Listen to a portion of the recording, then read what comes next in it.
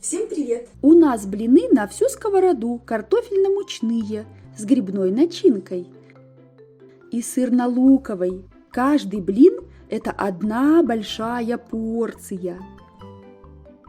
Яйца, молоко, мука, картофель, специи. Вливаем половину молока. Молоко не все, мы будем доливать его, если нам понадобится. Будем смотреть по консистенции теста. Яйца. Раз. Немного соли. Муку будем выкладывать частями. Если сразу ее высыпать всю, то она может слипнуться одним большим комком. Видите? Вот такая она. Гуще, чем кефир, но не как сметана. Можно натирать вручную, можно при помощи кухонного комбайна. Вот смотрите, остается немного, я до конца не дотираю вот это, чтобы беречь пальцы. Если вы замечаете, что картофель начал темнеть у вас, мы его сейчас добавим в тесто, размешаем с молоком, и он посветлеет. Именно поэтому мы картофель натираем в последнюю очередь, чтобы он сильно не темнел. Выкладываем картофельную массу вместе с жидкостью. Вот видите сок? Вместе с соком все выливаем. А вот здесь сбоку, видите, крахмал получился? Вот, беленький, это крахмал от сока. Все сюда пойдет. Перемешаем. Вот такой густоты получается тесто. Подсолнечное масло распределили по сковороде. Тесто. Как понять, что картофельный блин уже готов? Посмотрите, он поменял цвет. Он стал такой более темный. Жарим на среднем огне, чтобы получилась такая янтарная корочка. Для грибной начинки мы возьмем шампиньоны, лук и сливки. Вы можете взять вместо них сметану, 1-2 столовые ложки с верхом. Нарежем лук. Смотрите, я нарезаю маленькими кубиками, а вы нарезаете так, как нравится вам. Нарезаем шампиньоны. Я нарезаю не тонкими пластинками, а крупными кубиками. Шампиньоны уменьшатся при жарке.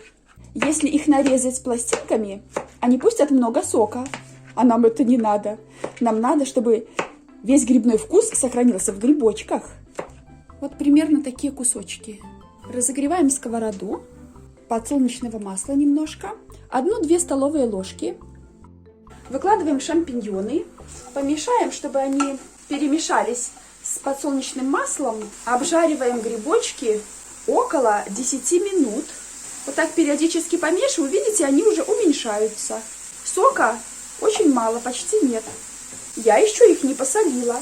Если сейчас посолить, они пустят сок, а нам это не надо. Мы посолим попозже.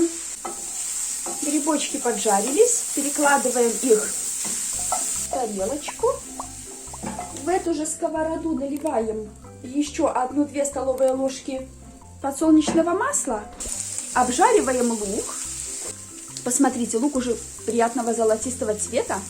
Если его попробовать, он слегка хрустит. Это то, что надо. Выкладываем обратно шампиньоны. Вот сейчас мы добавляем соль. Грибы лучше не досолить. Они много соли не любят. Вашу любимую приправу. У меня это черный перец. Выливаем сливки. У меня сливки 20%, 200 грамм.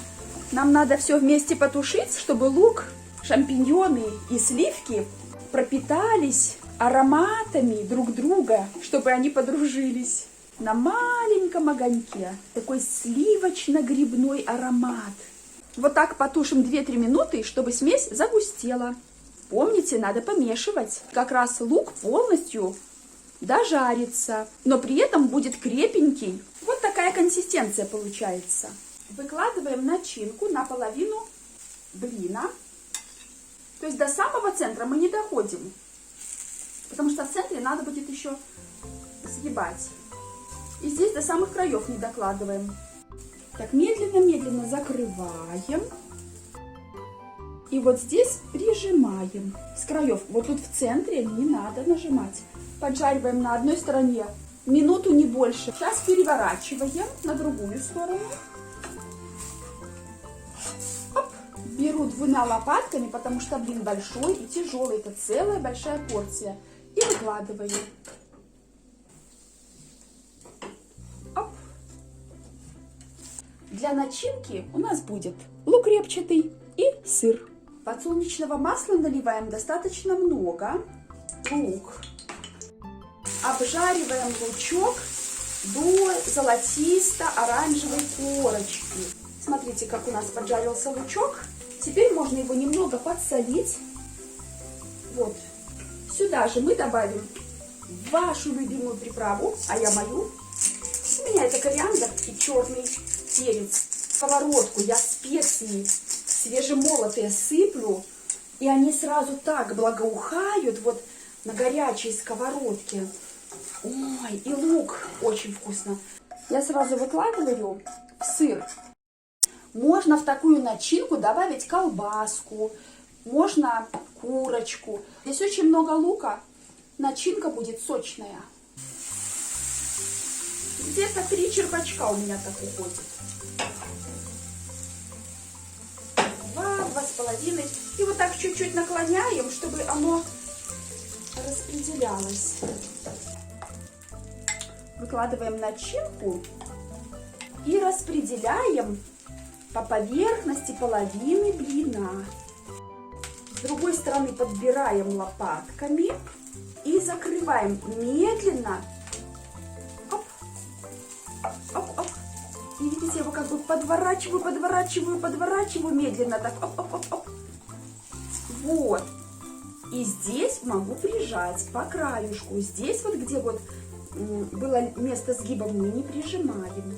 Этого хватит на обед на 3-4 человек. Как для меня, то этой одной порции за много. Я съем половину. Золотисто-янтарная хрустящая корочка снаружи. Сам блин мягкий, потому что он с картофелем. Он не будет резиновым, как мучные блины. Лучше всего кушать горячим. Если он у вас остынет, лучше разогреть его в микроволновке, чтобы когда вы будете кушать и отламывать кусочек, чтобы сыр прямо вот так вот тянулся. Смотрите, как легко вилочкой, слышите, хрустит, а внутри мягкая начинка. Посмотрите, как сыр виден внутри. Видите, как он тянется? Вот если вы любите картофельные блины, то это то, что надо. Очень луковый вкус. Посмотрите, сколько много начинки. Вам понравился такой рецепт картофельных блинов с начинкой? Если да, ставьте лайк, пишите комментарии и подписывайтесь на мой канал. Приятного аппетита!